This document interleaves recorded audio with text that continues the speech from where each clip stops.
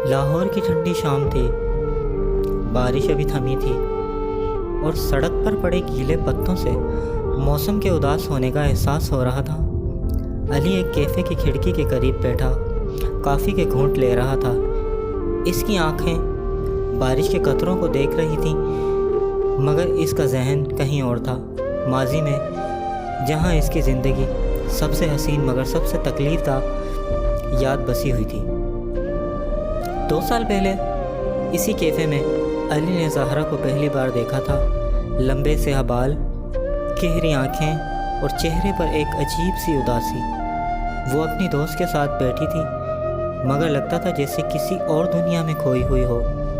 علی کی نظریں بار بار اس کی طرف جاتی، مگر وہ نظر انداز کر دیتی۔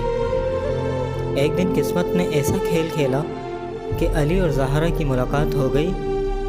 علی نے ہمت کر کے اس سے بات کی اور یوں ان کے درمیان ایک انوکھا تعلق قائم ہوا۔ دونوں اکثر ملتے، ایک دوسرے کی باتیں سنتے، خواب بانٹتے اور بے وجہ ہنستے۔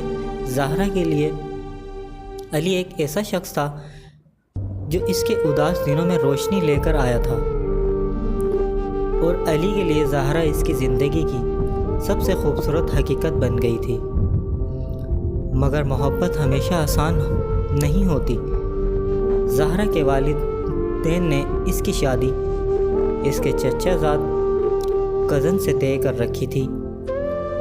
وہ جانتی تھی کہ اس کی محبت کو کوئی منزل نہیں، مگر پھر بھی وہ علی سے دور نہیں رہ سکی۔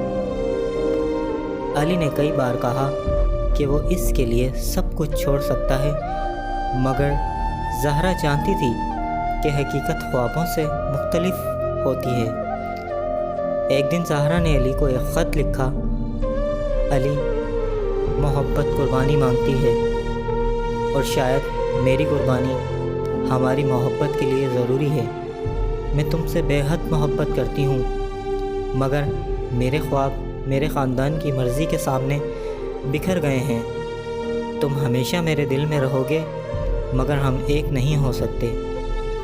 یہ الفاظ علی کی روح میں آگ کی طرح جلنے لگے۔ اس نے بہت کوشش کی، مگر زہرا کا فیصلہ الٹ تھا۔ اس کے بعد زہرا کبھی نہ ملی۔ علی نے سنا کہ اس کی شادی ہو چکی ہے اور وہ کسی اور شہر چلی گئی ہے۔